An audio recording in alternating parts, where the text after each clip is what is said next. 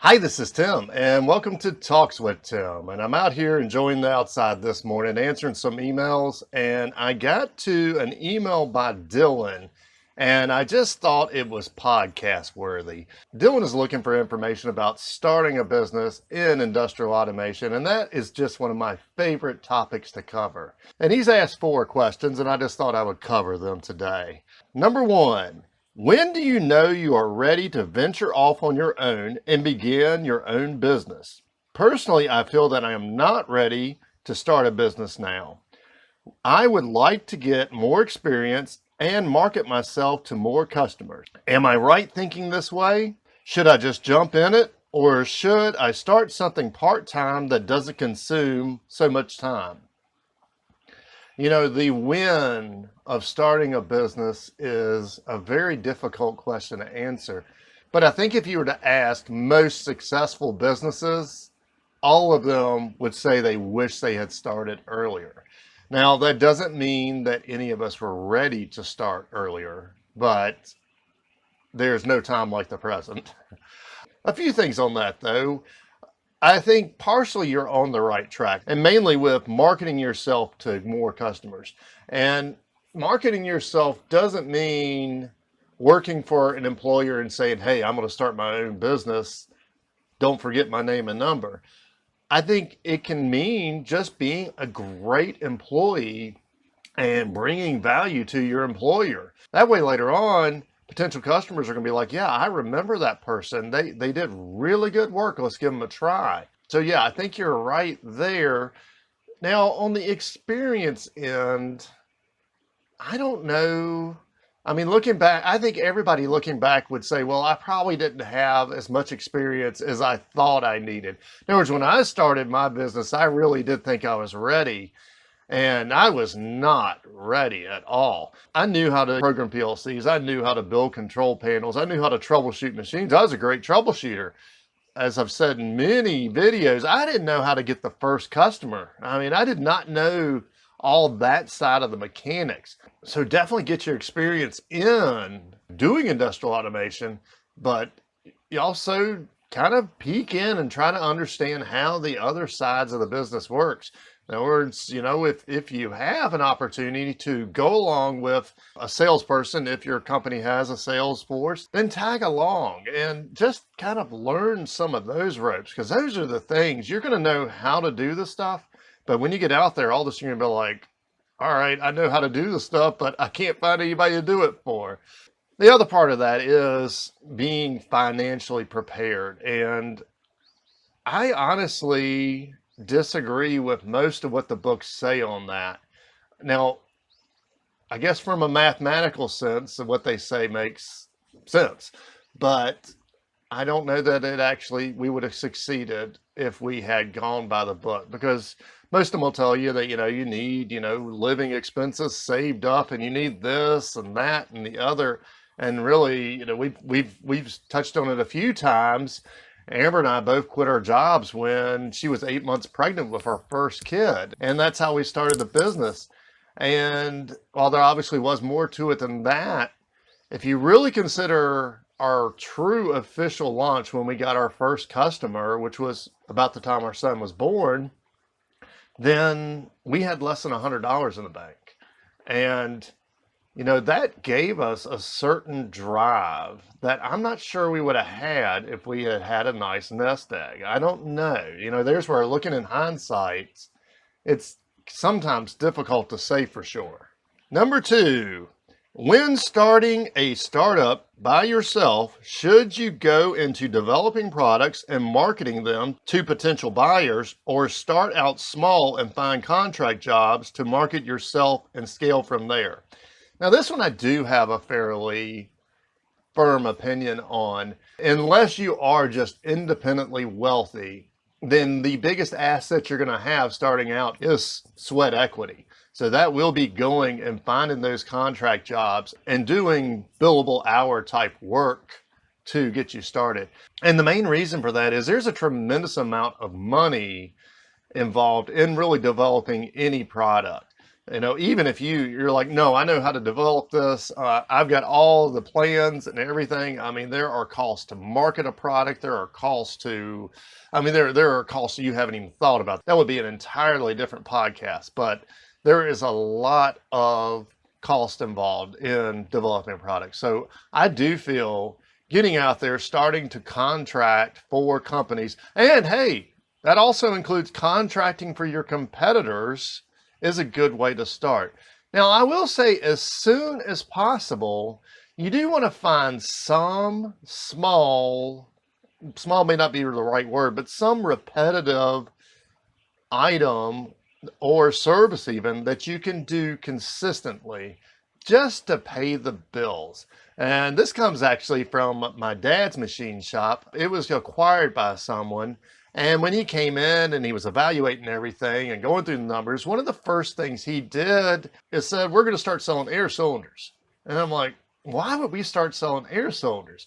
And he said, well, you need something that is just a steady bit of income just to pay the bills. So then you can get these big projects to pile on the profit. And he was right there. But even then, he was financially well off and he could front the money for us to get into air cylinders.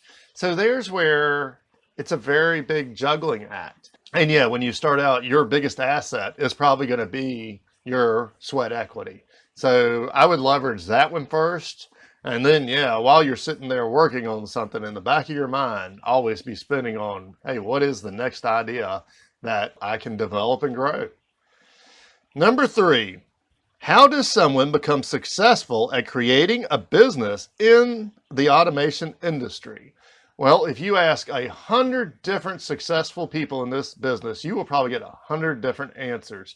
And that is because there is no magic formula. Now, so you're not going to buy a book and read it and just magically do everything they say and it start working. Now, I didn't say don't read books, because that is probably important. Is initially, even though we have Google now, I read a lot of books, and not just automation books. I mean, read books just about business in general, marketing in general, and get lots of different viewpoints on it, because there's probably not a right or wrong, but you're going to find the one that is a good fit for you. The one probably big advice I'd have, which probably rolls a little bit back into the first question, is try not to go in debt starting this up. I'm not an advocate for the SBA or the Small Business Administration, because their primary motivator, at least seems in every case that I see companies involved with them, is getting them to take on loans. And I believe that is toxic to small businesses. The borrower is slave to the lender. What is that? Proverbs 22:7. I mean, even if you're a non-believer, there is some awesome common sense advice in Proverbs, and that may be my favorite one out there. The borrower is slave to the lender, or in my opinion, today's terms, the borrower is slave to the bank. And I have seen situations where banks have come in, gone through companies' books, and said, well, before we leave today, you need to lay off 2 people to make your books work. And that is a sure sign that you're not in control of your company. But after that, I don't like to say that word of mouth is the best marketing, because I don't believe it is the best marketing. But I do believe that building relationships, and I mean relationships that go beyond just a customer-vendor relationship, is important to building the business. And you should be building those relationships now. So the customers that you are interacting with daily for your current employer could be your potential customers. Now, again, I don't believe in stealing customers, and we'll probably talk about that in another podcast. But I do believe that you need to be portraying yourself in a way that shows that, one, you're competent, you're professional, and just makes it that there's just something about you that stands out a little bit. Realize this is a long game. You don't go file for a business license and this thing just take off and just look like a graph that has no way to go but up. There are a lot of ups and downs. There will be business failures and personal failures on the way that are going to make you feel like this is just way too much work for what you're getting out of it. And you know, we probably should, I should actually pull up some old jobs and really talk about what I made an hour. Because, I mean, never mind what I made an hour. I mean, I've had plenty of dollar a day type days here at this company. And that might make for a fun podcast because, yeah, it can get brutal where, you know, maybe you don't know how to estimate jobs. Okay, there's probably one. You know, you're out there doing this work. Try to get a grasp around what does it actually take to do something, because it always takes longer than you think it would. I get calls from people all the time. Can I send you, you know, $100? This shouldn't take you more than a few hours. And I'm like, are you serious? I'm going to have a couple of weeks in this job. And they think I'm insane. But, you know, it always takes more time than you can ever imagine to actually do a job. So that would be an important one, is track the time. Boy, I lost track of where I was at. Here's where this podcast is obviously completely unscripted since I'm reading your email. So let's just move on to number 4. Oh, and number 4 is actually a very good one. If your today's self had advice to give to yourself the first day you decided to start your business, what would it be? Oh boy. And here, this one is a completely loaded question because, yeah, myself of today could tell you, hey, don't turn that form in and just keep doing what you're doing. But no, we were absolutely not in a situation where we could keep doing what we were doing. I would instill confidence, obviously, that I can do it. There was a lot of second guessing, you know, whether I could succeed at this. And, you know, I told you earlier to make sure you read plenty of books. But I didn't tell you, you want to evaluate those books and determine what you can take from them to help improve yourself. And there's a lot in there that you need to just put behind you and move on, because really most of what I read in those books said that I would not make it. And again, a lot of that's because there is no magical formula to make a successful business. But I would definitely just, I mean, if I could just give myself 3 words that day, it would be, you will succeed. And I think knowing that is a big deal. And really, I do believe if you put your heart into it and you do honest work, you will succeed. What else would I tell myself? Another company I know, they're a machine shop, and the owner of it, we were talking about this one day. And, you know, people ask him, well, how do you get started? How can you be successful at this? You know, what did you know? And, you know, he says, well, I just didn't know any better.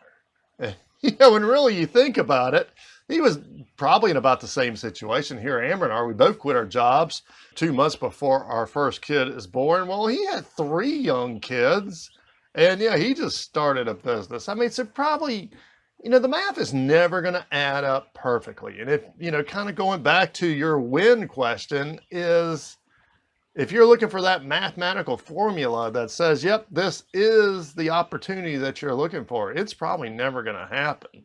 And which, okay, that probably would lead to another bit of advice. Although I don't know that I could have done it many years earlier, but I would have said, hey, I should have done this already. And that goes for every company. There is no company out there that says, you know, I would have been more successful if I had started 5 years later.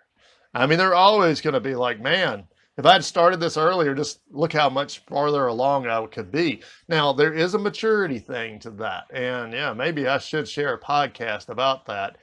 But really, I was probably plus or minus a year of when I was mature enough to really make this successful. And so that might be worth it. Boy, now nobody's down here yet. Amber would have to tell me how old I was.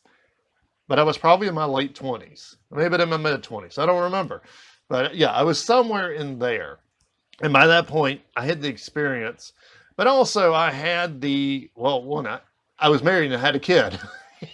Which, you know, there's nothing that will really keep you on the right course, like knowing that there is this being out here now that is crawling around and you've got to come up with a way to feed. So I don't know that I could have done it much earlier. I was probably a little bit more free-spirited before then.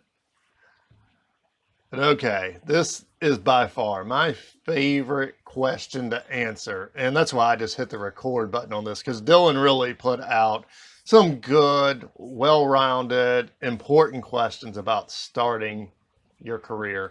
And I would welcome you to put any questions or put your opinion in the comments. Some of there's a lot of successful people in the automation industry that are listening to this. And I guarantee you they're going to have a completely different opinion than me. So yeah, share in the comments what really just worked outstanding for you. What is some advice that you were given that really stuck in your head? Yeah, I shared with my sister not too long ago. I told her back when I started the company what I was doing. And I was like, I don't know if I can make this work. And she's like, oh, you'll be fine. You always land on your feet. And we were talking about it. I'm like, looking back, there was absolutely no justification for that statement you made, but it sure did go a long ways in adding confidence in me that I could do it. So what were some of those pieces of advice that you were given? And yeah, if you're in this situation such as Dillon is, then please ask all the questions you can, because there is nothing that makes me more happy than raising up someone who will be a future competitor. So I hope this information has been helpful, Dillon. Till next time. Hi, this is Tim. And this is Amber of TW Controls. We run the automation store. Hey, thanks for finding our channel. Here's a playlist with some similar videos. And YouTube thinks you'll like this video. Please like our video and subscribe to our channel. And if our videos have helped you make some money and you're not using our products, please consider supporting us on Patreon. Till next time. See ya!